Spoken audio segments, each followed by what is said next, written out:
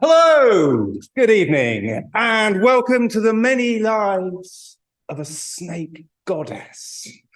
And this evening's event is being brought to you by the Institute of Greece, Roman Classical Tradition, and helping them is the Bristol Poetry Institute, which I co-direct along with Rebecca Cossack, who's unfortunately got the flu tonight, but I'm here representing us. And I'm incredibly pleased that I'm going to be introducing the award-winning poet, author, and novelist Ruth Padel. When Ruth was Professor of Poetry at King's College London, she ran a series of events called Poetry and I can't think of anyone who is better at poetry and than Ruth is. She is the world's best poetry ander. Her 12 poetry collections have been shortlisted for all sorts of major UK prizes, and we'll bear this out. They include Beethoven variations. I think you can guess what the and was there. We're all from somewhere else. Prose and poetry work on animal and human migration, and Darwin, A Life in Poems, which was an innovative biography in poems of her great-great-grandfather, Charles Darwin. The subjects of her non-fiction range from tiger conservation to the influence of Greek myth on rock music. They also include such not-and things as contemporary poetry. Her recent poetry has addressed water and the climate crisis. She's currently finishing a book about elephants. And she is also a poet uniquely qualified to write about the Minoan snake goddess. She's been a classical scholar. She worked as a scholar teaching ancient Greek at Oxford, Cambridge, and Birkbeck. She's lived on and off in Crete a great deal for many years. She's excavated on the island as a student, and her 2021 novel, Daughters of the Labyrinth, is set there. Conducting research for her first novel, Where the Serpent Lives, gave her experience of serpent handling. You see, this is hands-on. This is not just some poets off in their libraries. Grab the snake.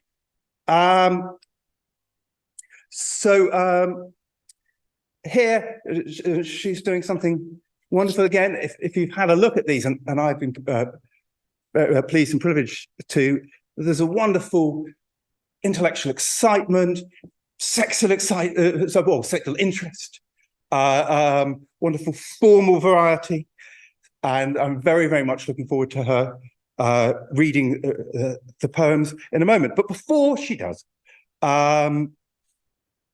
a member of the Many Lives of the Snake Goddess project will explain about these strange objects that you see up there.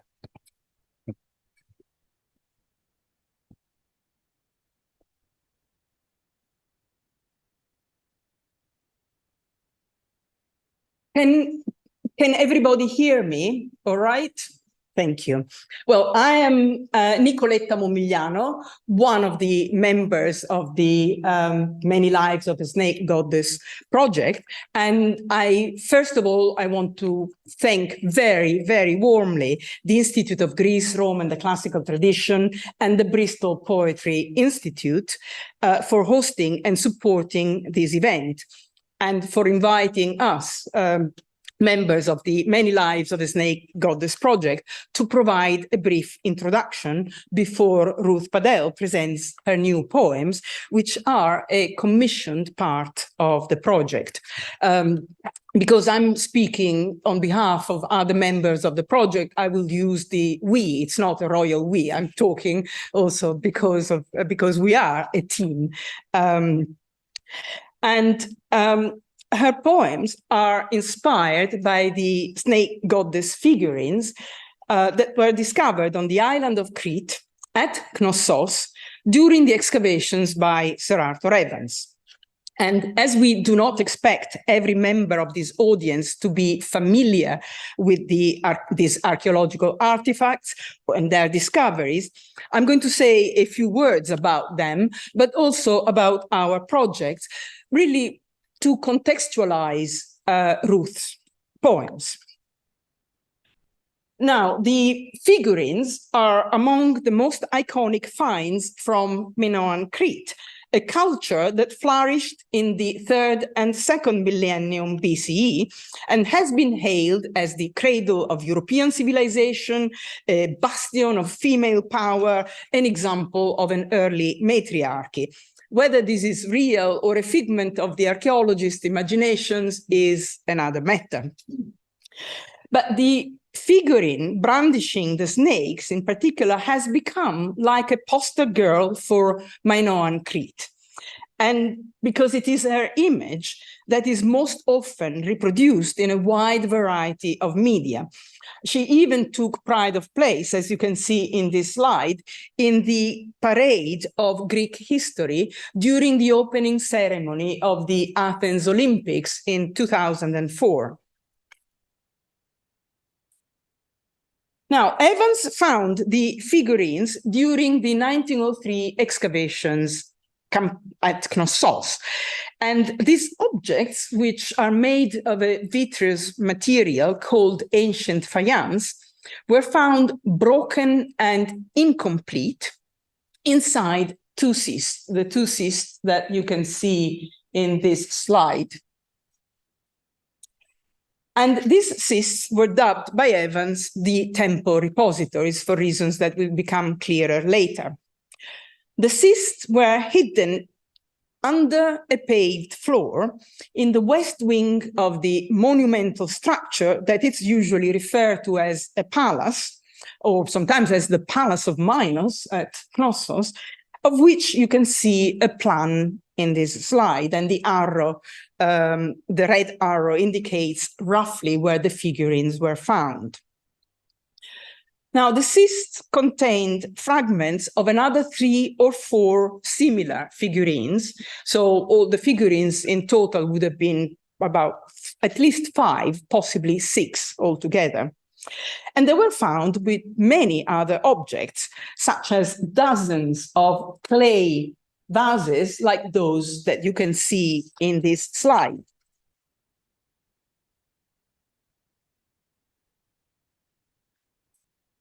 In addition to the figurines and clay vases, other finds from the cysts included hundreds of shells, natural shells, clay seal impressions, clay objects inscribed in linear A, which is one of the scripts used by the Minoans, animal and fish bones.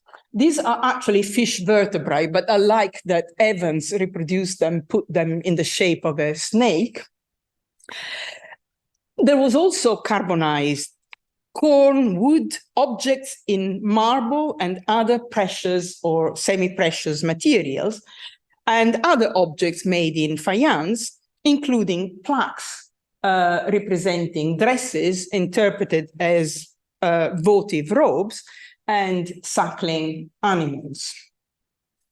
Now, the character of the finds, their careful placement inside the cysts in separate layers, in a kind of structured deposition, some evidence of burning, all this suggested that this may have been the furnishing of a destroyed shrine whose sanctity required special disposal.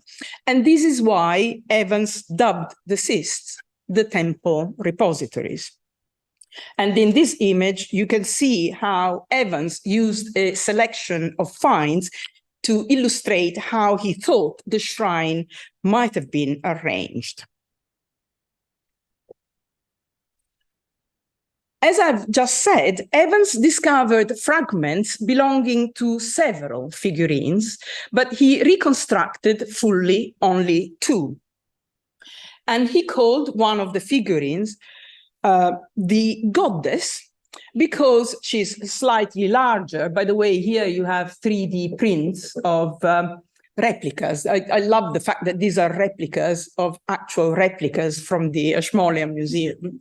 But as you can see, one is taller than the other, and also she has a funny headgear on top. And he dubbed the other one the votary. A Danish artist, Halvor Bagge, who worked at Knossos between 1902 and 1905, reconstructed them in two stages. The first stage was immediately after their discovery in May 1903, as we can gather from photographs that were published at the time, like this one here, and which show the votary still without a head and without her left arm. Also, we have watercolor drawings, again, dating to around 1903, which are kept in the Ashmolean Museum. And they show in darker hues the pieces that were original. And of course, a rather different reconstruction of the so-called votary. Now, in the second stage, which must have occurred between 1903 and 1905, Bagge restored the left arm of the votary and her face. So to be absolutely clear, the face and the left arm, the head and the left arm are entirely modern. He also placed on top of the modern head an original piece of headgear with an animal, feline, on top.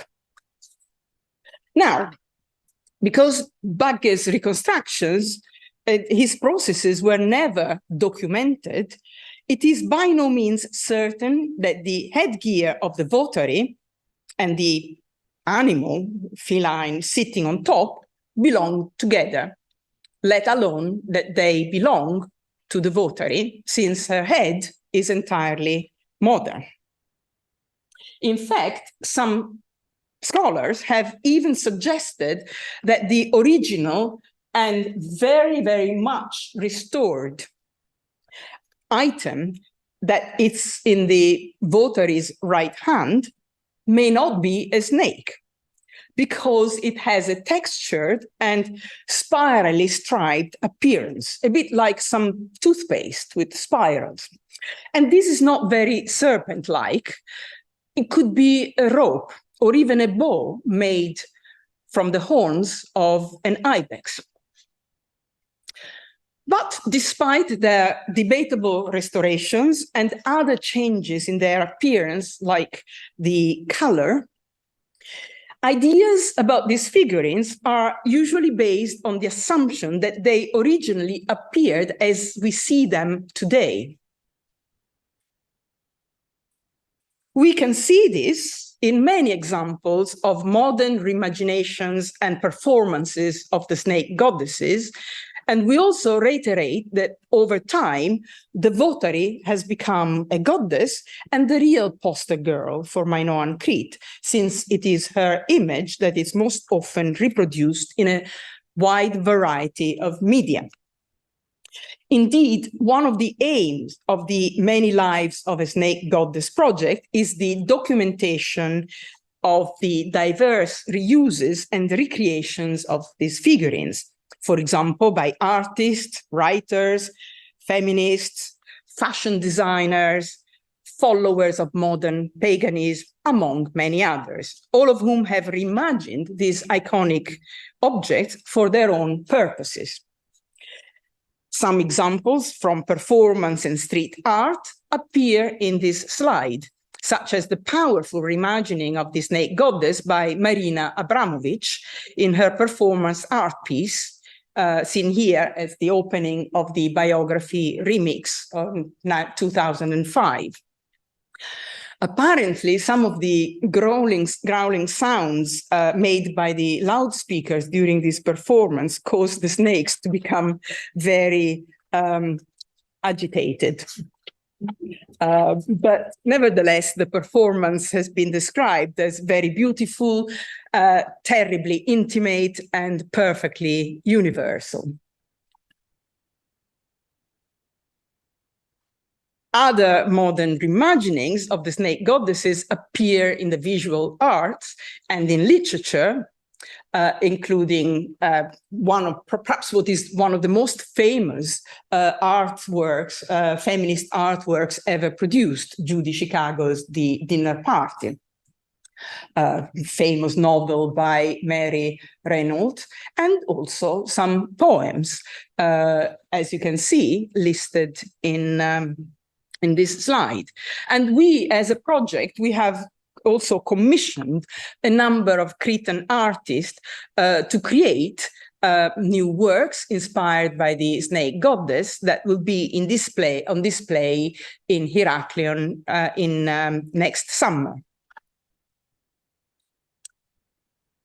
Now, nowadays, millions of people have encountered the reconstructed figurines in the Heraklion Museum and their images in other media, from replicas in the Ashmolean Museum to murals, novels, visual and performing arts, and many other genres. But despite their iconic status, relatively few people realize that many aspects of the snake goddesses remain uncertain and problematic. From what they really looked like to what they signified. And also, not many people know about their impact beyond archaeology. And our project highlights and investigates a number of questions about them using, if you like, a three-pronged tactic based on archaeology, reception studies, and a multi-sensory approach, all in dialogue with each other. So, for example, through archaeology, we investigate questions such as, what did the figurines really look like originally? How typical are they of Minoan Crete? And what do they symbolize? And through other approaches, we look at other questions, such as what kind of message do we get about the female body?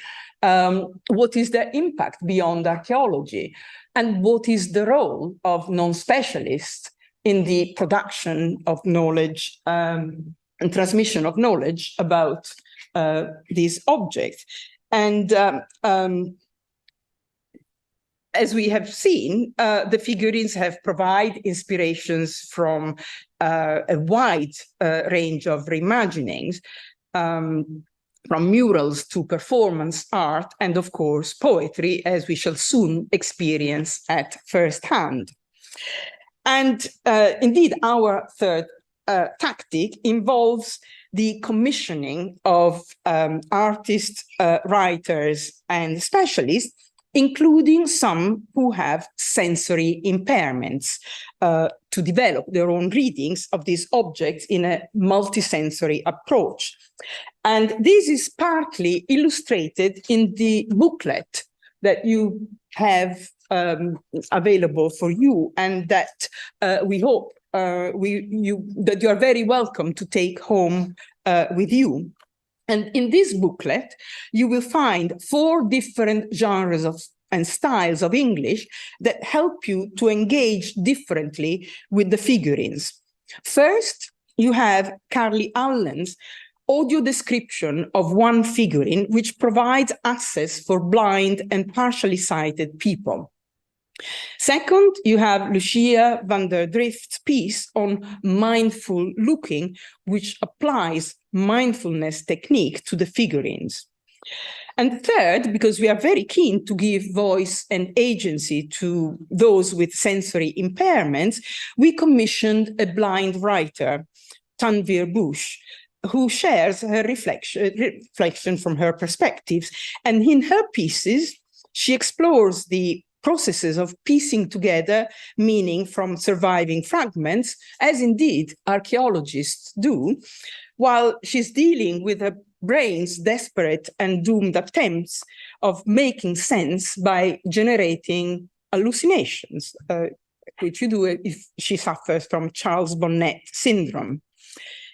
Last but not least, you will find Ruth Padel's poems.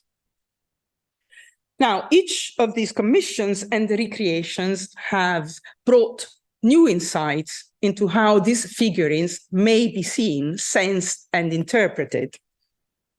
Today, however, the focus is entirely on Ruth and her poems. As we have seen, although Ruth is not the first to have written poems inspired by these figurines, she is the first to have composed a series of poems about them. And above all, Ruth is in the unique position of having excavated on Crete and of knowing the culture, people, and history of the island very, very well. Her poems, unlike others, really engage closely with the archaeology of the figurines and also speak from personal memory. And to now already invite Ruth to present her poems. Thank you.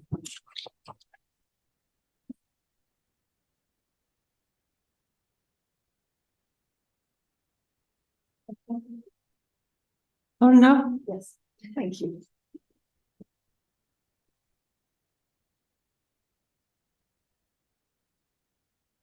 Well, thank you so much. Thank you to William for a lovely introduction. We are in the same workshop in London, poetry workshop, so we know each other's work quite well.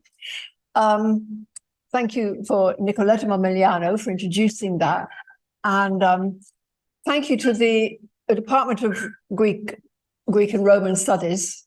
I actually did teach here once for, I think in the late 70s when Geoffrey Kirk had to leave for a while. And so I finished off teaching his Greek myth seminar. And I must say, when I came back, I thought, what a beautiful university. Why does anybody else go anywhere else? And thank you also for the poetry. I wish I have a PhD student from King's, and she unfortunately has got COVID for the third time and cannot be here tonight.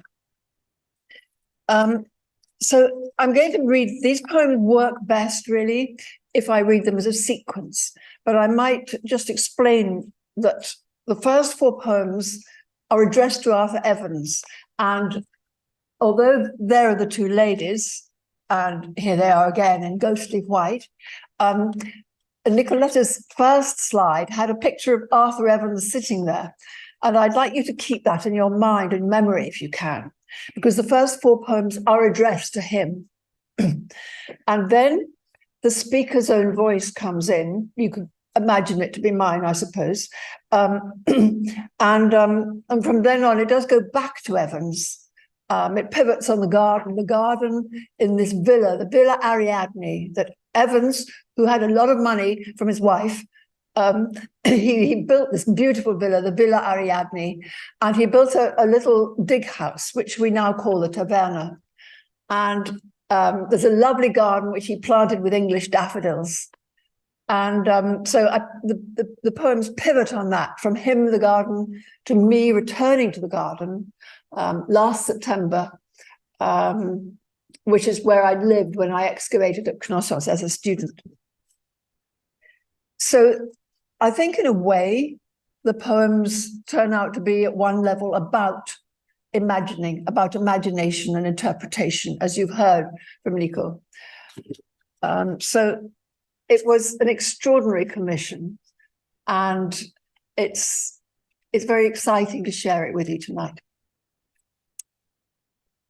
Lives of a Snake Goddess. Can you hear me okay? Okay. 1.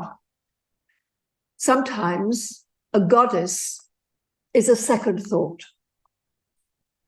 Some things you only find beyond the light. You have cleared corridors, given the world a new world to think with, new script alongside the dawn. You have dug out the entire western wing. I think you are done. But something turning in your blood calls you to check under the gypsum paving, beside steps to the hall of the jewel fresco, the spot you intend to call the Pillar Crypt. to discovery. Lift the lid and you find soft sift of burnt earth. Brush it away. The Cretan sun touches shells, lots of shells, carefully arranged. It is all very careful. Separate layers, like a trousseau. Red soil trickles through your hands. 50 vases, carbonized corn, splinters of ivory, gold foil, rock crystal, small clay plaques, like cut-out biscuits, shaped as women's dresses, flying fish, an ibex suckling a kid.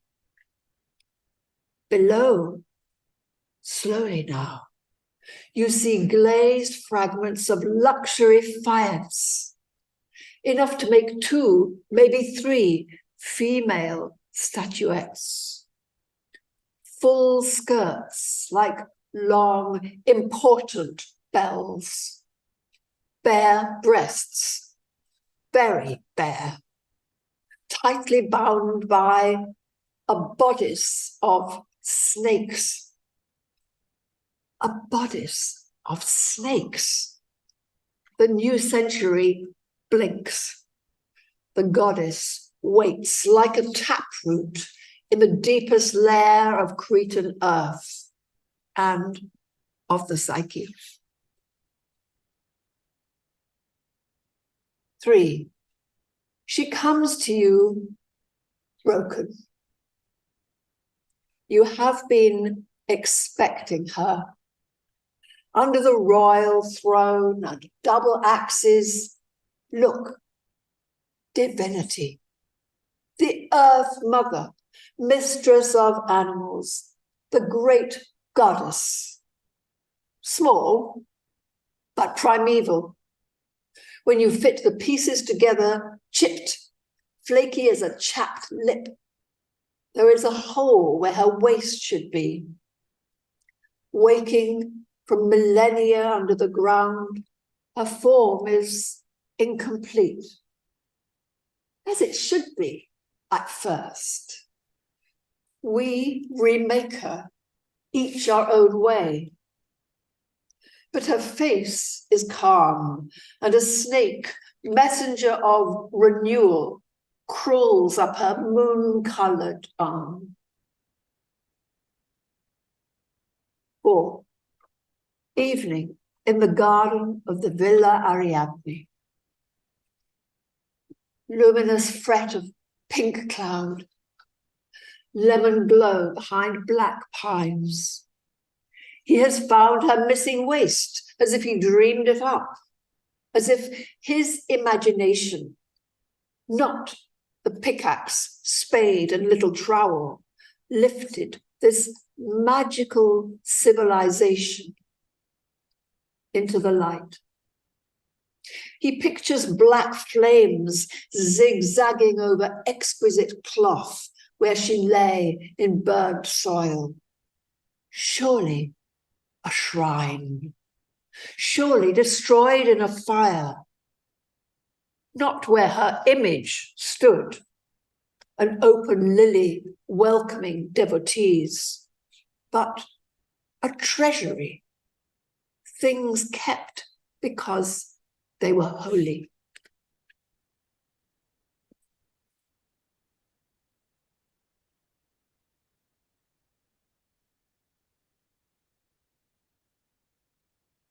Take it. I'm giving it to you. I heard the voice as I went out into the night garden of the big house.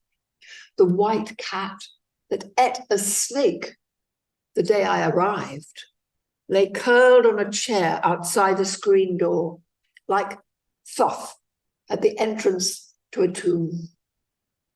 And at the empty trestle table, ghosts, lovers, dancers, passionate scholars, resistance fighters, seekers after truth.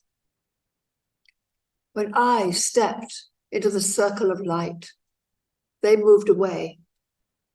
The full moon above the pine trees was translucent blue-green, like the corpse paste mystery shards of the goddess, fired to a vitreous luster.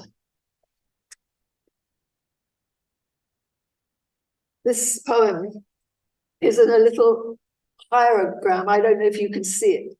It's just, well, of course you've got your booklets, so I don't need to show it to you. And those of you who some of you may not know that Linear A, which Nico referred to, has not been deciphered. Nobody knows what language says, what it sounded like, what the syllables really were. Whereas Linear B, which is also found at Knossos, was slightly later and was deciphered in 1956 as Greek. So that was a different culture, a different race came in afterwards and spoke Greek, but we don't know what Linear A was before. But there are all these beautiful and mysterious symbols in it. Imagining the sign for snake in Linear A. At the center of the coil is the drop of wisdom. The serpent shows us the way to hidden things, expresses libido, which leads a man to go beyond the point of safety.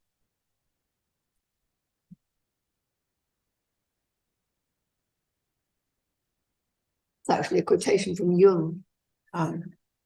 We sort of flickers through these poems. 7. When a man looks at a woman wrapped in snakes.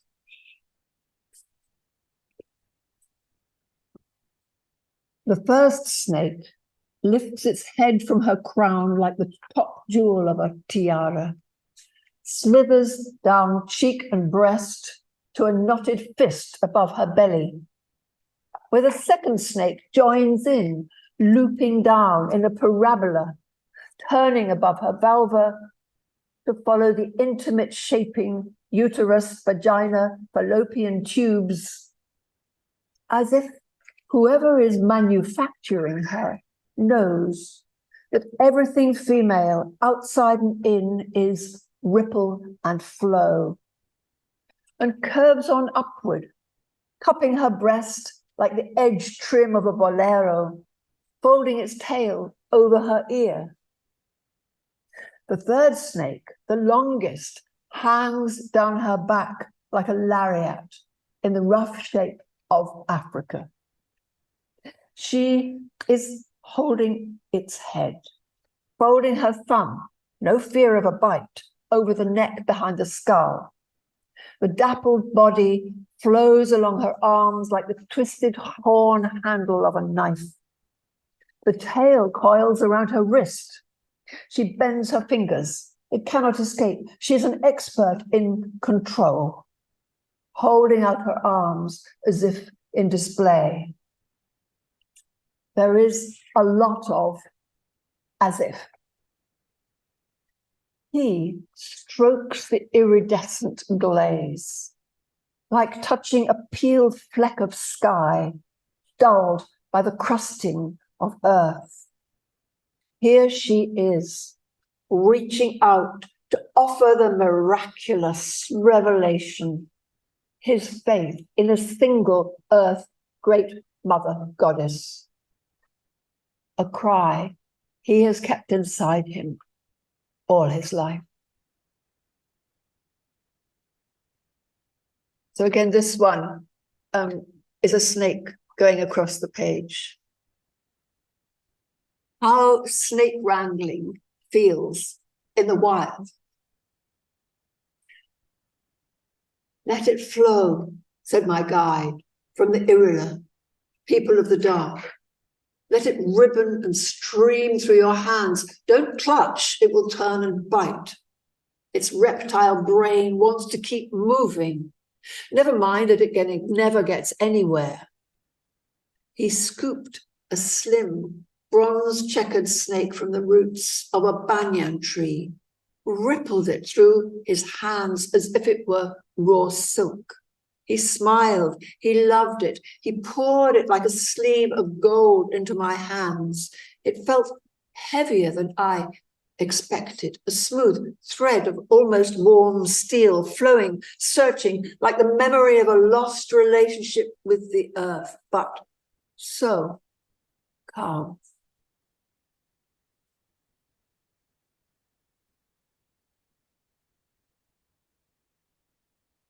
Nine. The votary. There's an epigraph from Jung again. Why did I behave as if that serpent were my soul? Only, it seems, because my soul was a serpent. He weighs the small figure in his hands.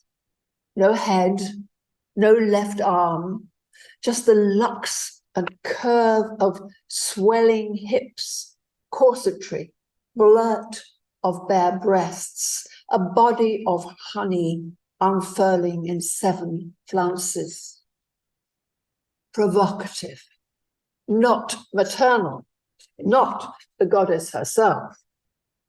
He imagines her clicking, rustling as she moves, like a ballerina revolving on a musical box, little shimmers pearling her skirt. Men see what they want. He sees a girl holding a striped, wavy stick, a ribbon, a garland, an ibex horn, Ariadne's thread proclaiming a safe route through the maze of sexuality. Enough. He is sure it is a snake. He is in love with powers of the goddess, fertility, danger, poison, and cure. This is her votary. He will remake her, give her the face of a wild queen bee, a mad coronet, a fascinator that doesn't belong, guarded by a leopard. And another snake, identical. She is brandishing 2 now, 2 quips of ink, delicate as icicles, banded and barred as the deadliest Indian crate. In her reconstructed gaze, he reads the music of dead stars.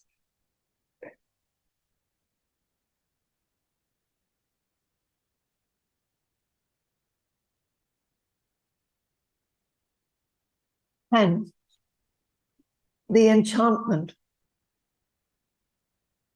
from the English Etymological Dictionary. Fascinate derives from the divine phallus, fascinum, a magic charm to ward off evil from boys and from conquering generals. And the verb fascinare, to bewitch, to use the power of the fascinum. Sex and physic and poison. Kiss of the Lamia, entice and repel. In Vienna, the goddess of health, or maybe death, in her red gold shawl, with her golden snake, has offered, or is she withholding, a chalice. In Paris, Jeanne Avril, so supple she can bend back, touching the floor with her shoulders, raises her arms, afraid, or in playful surrender, to a serpent coiled up her slender black dress. In Crete, he wakes to a red gold dawn. He loves boys, but is enthralled to the spell of woman and snake.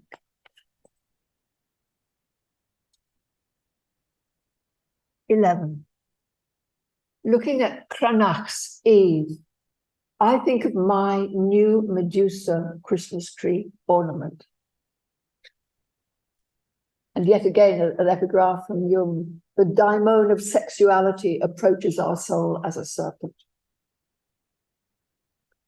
The apples are glowing rose gold, as perfectly round as her head.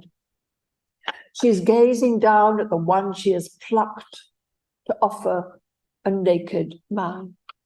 Their fingers twine around it. It is already in his palm.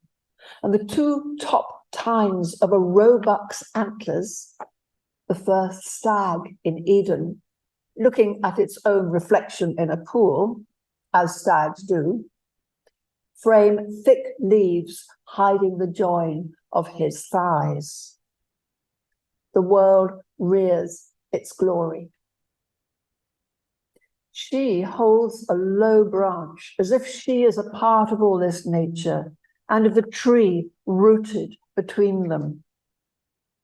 The apples are round as her white breasts, or the little black grapes dangling in V-shaped bunches from the vine throwing tendrils across her thighs. Those apples are radioactive, ripe orange, as the belly of the lion crouching beside her, or the blonde hair glowing on her scalp. But out of sight, behind her head, those twisty locks escape and go wild, spraying out in all directions. Not gold at all, just pure ripple, like the dappled snake coiling down from a high branch, pointing its dark head at hers.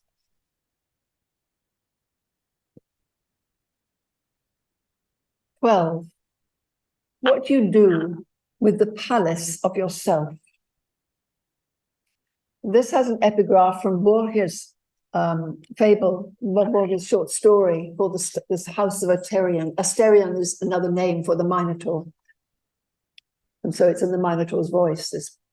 It is true that I never leave my house, but it is also true that its doors, whose numbers are infinite, are open day and night. Anyone may enter. Where has she led us? Why are we suddenly in the realm of the Minotaur, brother Shame, who spends his days alone in the darkness of time, tangled corridors of the brain, of the monstrous, an awe no light will touch. He has forgotten bull noon in the palace, ash silver sky, spiced fruit from the garden of Minos, where light throbs and blooms, beady seeds of the watermelon, blue monkeys gathering saffron, sparkling machinery of the mazy dance, until a green silver sunset covers courtyards and colonnades with the soft rug of night.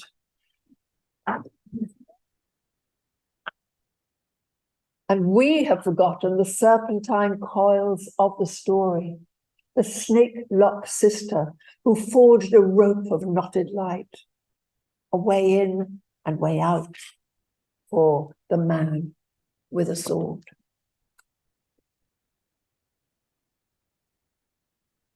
So, after the miracle of light and dark, this is in the shape of a chalice here. And I've got a little quote from Psychology Today, which I found on the net. Men's fears of women are hidden in plain sight. I said, which is more powerful? That tall figure covered in snakes, arms out in front like a sleepwalker, or this smaller one, weight-lifting a pair of live snakes, arms out to the side and over her head, like the shoulder press exercise you make me do? No question, he said. The first is offering, giving. The other spells danger and menace, showing off her power over me.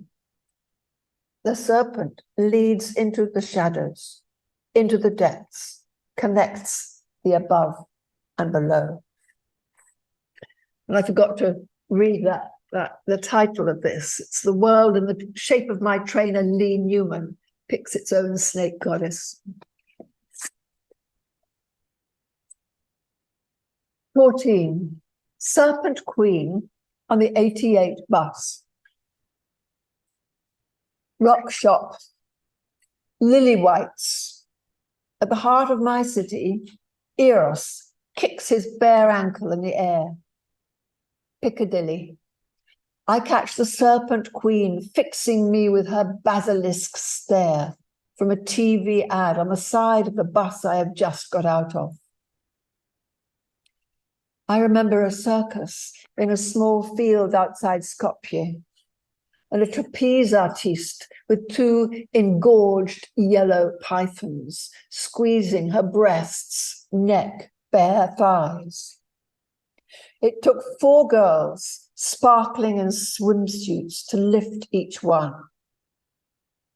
Why do men want to see naked women fooling with snakes? Venom and muscle, female and male. Who's winning? All I know is the snake goddess telling her tale straight to camera in black brocade, embroidered in gold. Having died, she tells me, all the way back to the root, I grow again. The serpent of the unconscious has a wisdom of its own, and I am the treasure it guards. Wings of her black ruff rise up behind her. Touch her, and you'd crackle, you'd shiver, as if the weight of the earth and the power which men in some dark room of their souls impute to women all mean the same thing. Hades, fast cars, undrinkable rivers, and a woman's body at the center of the world. 15. Snake goddess at 3 a.m. Tonight, I am riddled by the lady of the labyrinth, holding herself like a wine glass, wrangling the serpents of memory, telling how we slipped in the dark through vineyards of the Knossos Valley below the palace, how we danced in the old Ariadne nightclub till the stars closed their eyes. We were young. We were burned by working in sun. We laughed at dangers of the body, dangers of the earth. Her, what are you doing with your life? I can't get rid of her by closing the tab with a swipe up. She rules the maze I find only in dreams, the chaos and glisten and squirm of what lies beneath. Inner monologues I can't keep down as I climb up through those memories to see an autumn rose after rain. Silver drops trembling, nodding its head like someone keeping a tally. And I am back with the labyrinth of her gaze, threading down to a long-buried taste of the sacred. Honey cakes, cries of the night, whir of frogs and cicadas, new released scent of dry grass. Whatever it takes to get back to her, I'll give.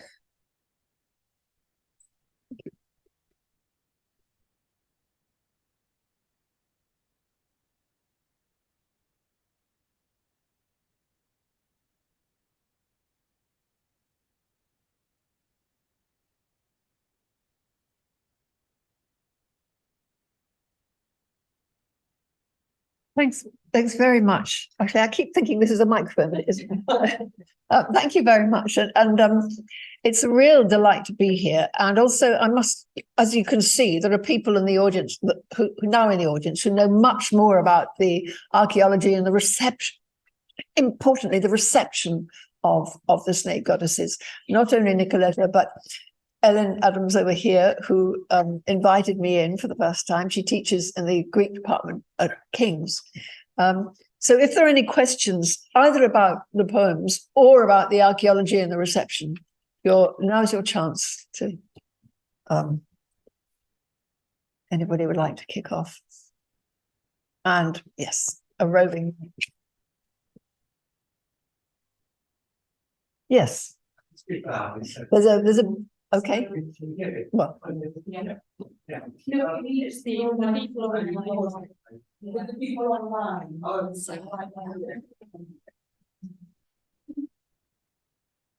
Hi, thank you very much for this, this great reading and this lovely collection. I was very interested in the changes you made since we got this pamphlet, and I don't know if you know the pamphlet's different from your reading. I suppose you do. I'm afraid I mean, I constantly. Yeah, that's what I'm asking. I'm Yeah. interested in your process, really. So what I'd like to ask you about the changes. What did you feel? Did you feel they made the poems better, which is what we were looking for? Yeah.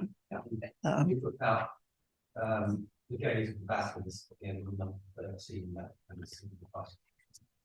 Yeah, I think always when a poet does editing, this is one of the things that the poetry workshop, we're always trying to make the poem clearer, right, more economical, to be clearer, but also to be more, perhaps more elliptical, not to spell things out so much. Also the sound, you're always trying to make the sound better, purer, more musical. So those are the main things: the sound, the clarity, the economy of it. Don Patterson once said, a poem is an art in which you try to get away with saying as little as possible. So a lot of editing a poem is always about frisking it, carving it away. Thank you. Thank you.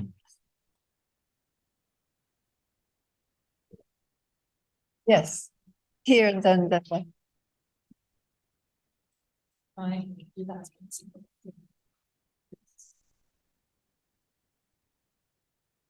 So again, thank you. It really is a beautiful and very thought-provoking collection.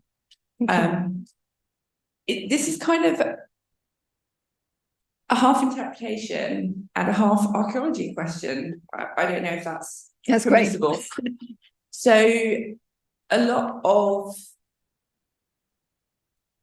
what I was taking from the poems was the relationship between man and woman, and danger and the sexuality, and the relationship, the sort of unsafe relationship between man and woman, and how possibly, I don't know, maybe I'm reading too much into this now, but the woman being a threat. But I was wondering, so to my eye, my untrained eye, the figurines themselves almost have the sort of earth goddess figurines that were very much for women. So is there any archaeological evidence? I'm sorry, I'm speaking very unclearly. It's like there could be more than one interpretation of the figures. Is there any evidence or understanding or leaning one way or another with them? As I understand it, but Nico and Ellen can both tell you better, that they're very I think they're quite isolated within Minoan archaeology. So there are several big palaces and several villas on Crete. These have only been found here, and when they appeared, I mean, a lot of people are quite skeptical of them. A lot of archaeologists are quite skeptical of them because there's no context. Other things that happen that are found in the Knossos Palace are also found in Festos and in Zakro and in other places. These are only found here. So was this just particular? Was it even a cult? I mean, when I went there, coming from, I did Greek tragedy as my PhD on Oxford on Greek tragedy. So I didn't do archaeology. And one of the things that first hit me was that whenever archaeologists can't explain something, they say it's to do with religion. I don't know if this is being unfair, but so there's no context. to say this is a cult at all. So it was, I was playing with that, but I was also playing with the biography of Evans, because he was later on arrested in Hyde Park for cottaging. So, you know, what is that about too? And his own sexuality was, you know, he lost his mother very young and all that sort of thing. So I'm playing into that a little bit. And those are different perceptions from where we come from, but there's no evidence at all that there was some sort of woman's cult. But of course, the great goddess has been, you know, taken up very much by women's groups and so on. Yeah. Yes. Sarah, here in the pink down here, and then the green behind. Oh, green, well, whichever you want. Sure. Thank you. That was extremely beautiful, very moving. I have a sort of general question about fragments. I spent a lot of my time thinking about fragments, and I think that, you know, the figures are interesting in part because they are found as fragments and they're reconstructed according to, as we heard, various people's ideas of what they would have looked like, what they would have represented.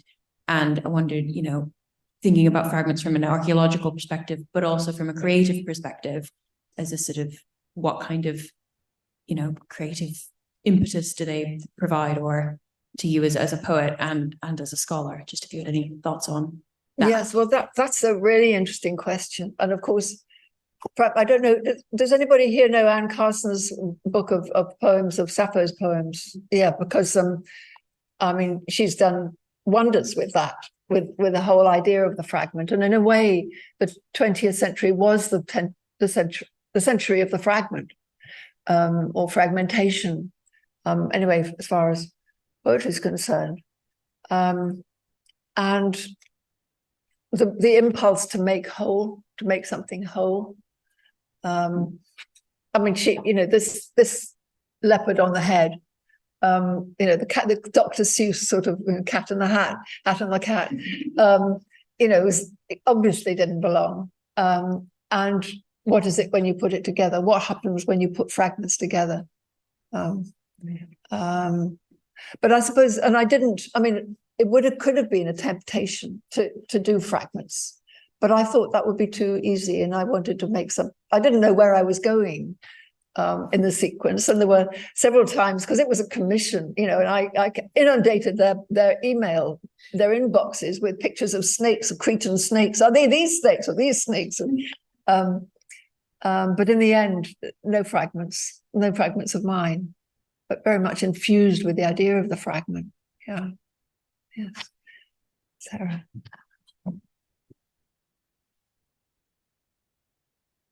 Thank you. Thank you very much for the poems. It's lovely, and it's actually really rather lovely to have them in front of you whilst you're reading as well. It's a really nice experience.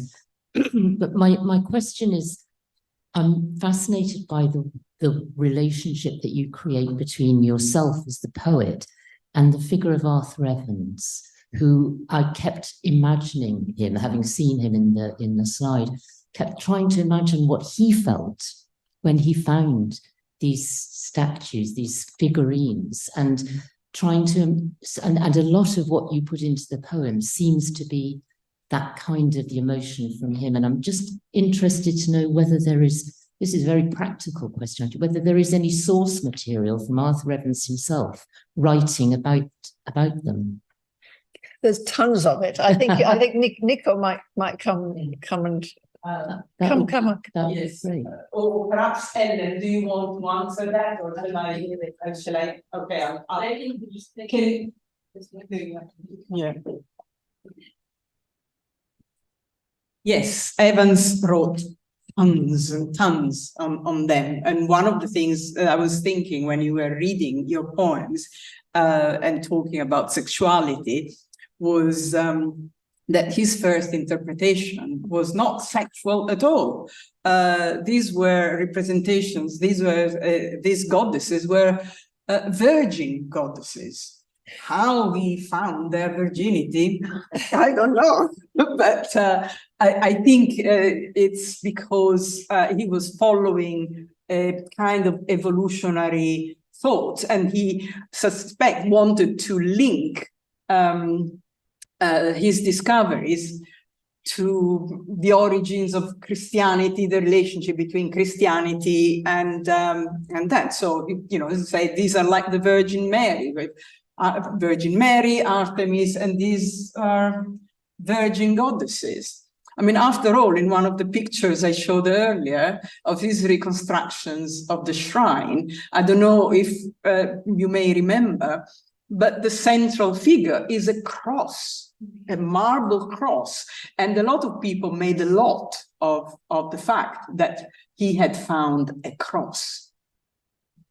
And if I may add one thing about something that was said earlier, one thing that people also forget is that these figurines are unique. Evans tried to find earlier examples of snake goddesses in the material culture of Minoan Crete, but there is nothing really that before them, like them. After them, yes, but they are a novelty and they have connections with the Near East, with Syria, Palestine, and other divinities or elite women there. So people also forget that they are unique. There is nothing like them.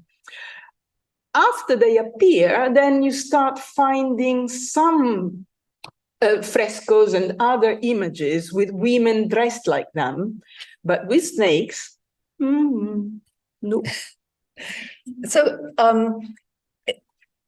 what your question actually made me, thank you, made me think about was that when I did my A-levels long ago, you know, everything I studied was through male commentary.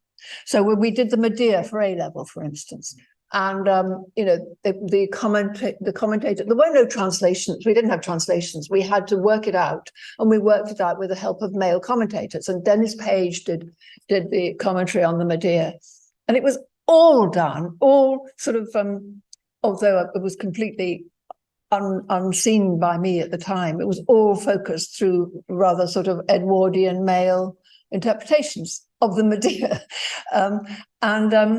so you know, that continued when I was at Oxford. You know, all the sort of main classical texts were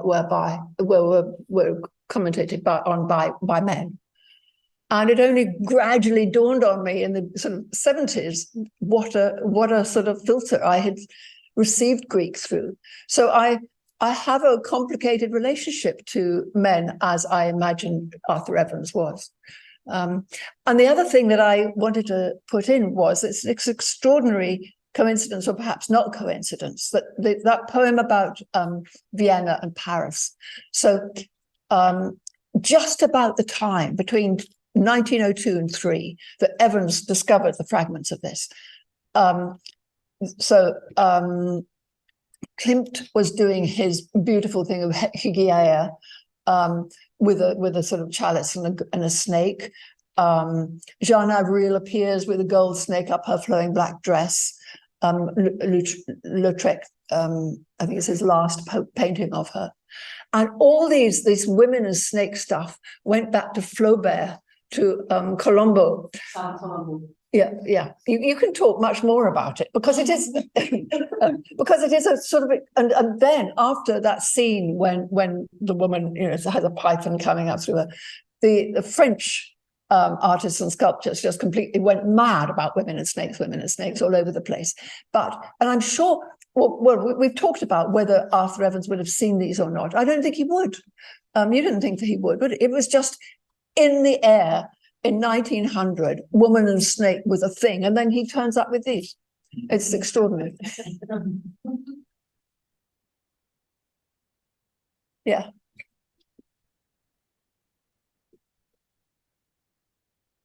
Very much indeed for that wonderful reading. Nicoletta talked about the aspect of the project at the beginning, the multi-sensory exploration. And I was noticing, as you read the poems, how richly multi-sensory they are. all the senses, but perhaps sight more than others, and also sensuality in a more general sense. I wondered if you might care to comment a little bit about that aspect of the poems.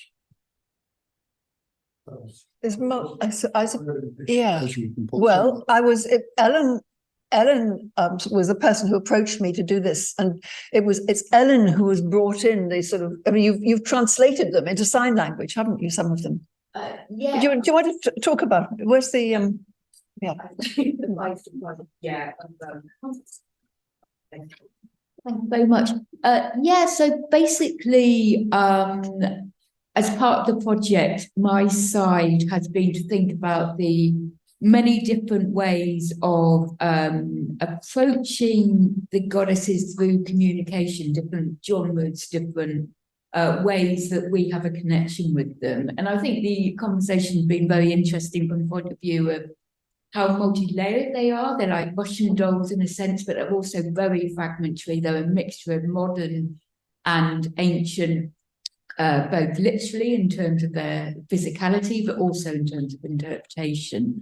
And my interest was how we, sorry, my hearing dog is going berserk, how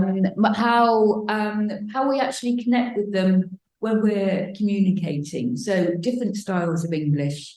And I think it's poem number 7, which is the most sort of audio description one. And you talk about, it's about the one where the it's the most exciting. She's got the intestines and you describe the snakes as being the fallopian tube and things like that.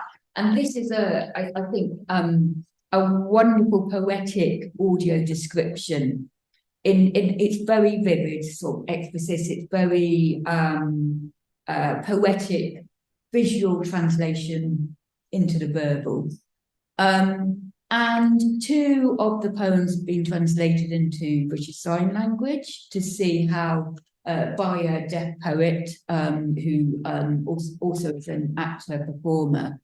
And interestingly, because I know BSL up to a point, I'm not fluent, but I know enough to get a sense of which of the poems would have been more interesting to translate. And they happen to be 2 of the 3 visually, what do you call a poem that's I have no idea what you call it. Yeah, but so it's number 8, I think, and number 13. The one that's shaped like a chalice, the one that's shaped like a snake, and the one that's shaped like a snake of linear A. It's the snake and the chalice that we got interpreted into BSL, and I'm sure it's just a coincidence. And my BSL linguistics is not brilliant. Again, I have looked at it, but why should a poem that has had a lot of thought into how it comes across visually be perhaps more suitable for an embodied mode of communication, which BSL is. And this is one of these accidental things. I mean, I love this project. It's commissioning very creative things with no deliberate links, but we're spotting oddities that may or may not be meaningful. So the multisensory aspect and, thinking about how to describe touch perhaps, and it was something that we kind of asked Ruth to think about. So I'm glad that sort of came out. Yes. I think it's wonderful. But also from the point of view of poetry, I mean, I think I.A. Richards said, we don't take a poem in only through the ear, we take it in through the eye. And that's been it's a very odd thing. Oral poetry, you don't do that. You hear it only through the ear and relate it to music and rhythm. With our poems, they're also done through the eye. So I suppose I think of that a lot. And I also think of, when reading them, I do like to perform them because there's a kind of 3D element about it and a performative element about it. The one thing that we haven't included is smell. Yes. Although you do talk about smell, I mean, one of the if I may say something, I mean, I heard now Ruth recite these poems, I think 3 times, and every time the experience has been different. The very first time I didn't have a text in front of me. And one of the things that I found extraordinary was that when she was reading them, I felt immediately transported back to Crete. Because some of the words and sounds and images she used made me feel back in the Villa Ariadne. And now I think in some ways I don't like having the text in front of me. Although what I like is that I can see that there are differences every time, which is wonderful. It's it's also, I've been thinking of some of the things that we in classics do. You think that you have something written down, but even if it is written down, it keeps changing. Yes. Yeah, it's one of the extraordinary things when we were all together. There are 3 of us here, but there's other people on the team, and one of them is in Dublin. And when we were all met for the first time, we realized that we had all stayed in that dig house at different times. So we all had this place in common. Yeah.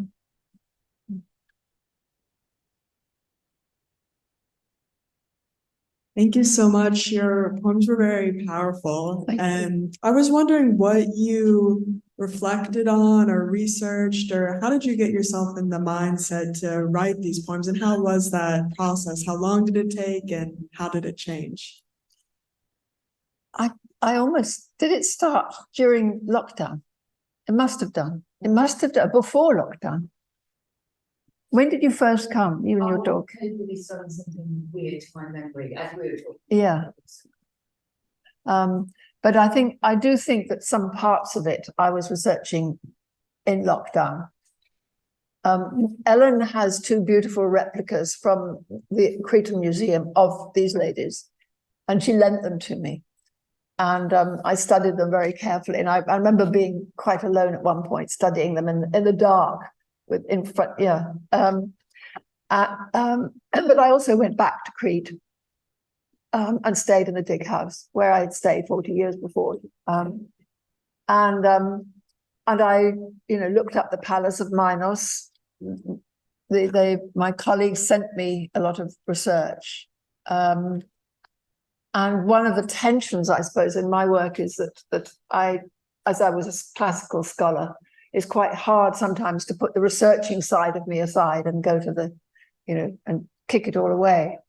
So I had to be aware of that. But then the imagining what Arthur Evans, what he felt came through, and the ideas of male fantasies came through, but always trying to anchor it in these mysterious figures.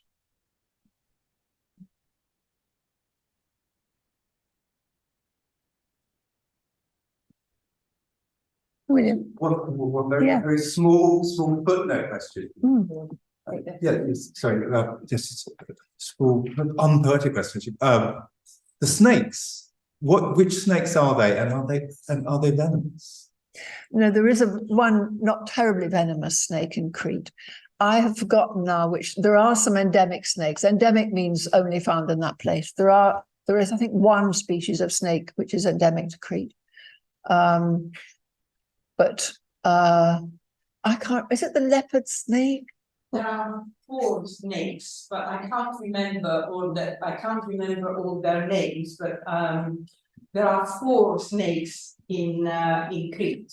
Yeah, 4 snakes. One is the leopard snake. Yeah. One is the dice snake. The other 2 names I can't remember right now. None of them is really venomous. I mean, one might kill a small animal like a vole or something like that, but not 2 animals. And they all arrived on Crete before humans arrived on Crete. But of course, we don't really know. But I was very pleased to see that when I had my snake wrangling lesson in was Tamil Nadu, she is holding it in the correct way so that you can put your thumb over its head so it can't turn and bite you. Because the whole idea, because you don't want to be bitten even by a non-venomous snake because it can be quite unpleasant. So the whole idea is just to let it flow. So its reptile brain keeps on flowing and it's quite happy doing that. It's when you stop it, then it will turn and get at you. Mm.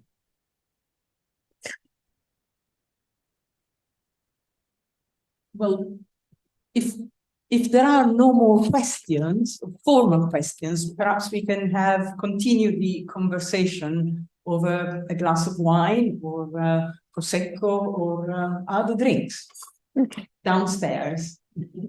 Thank you. Thank you, but before we thank you.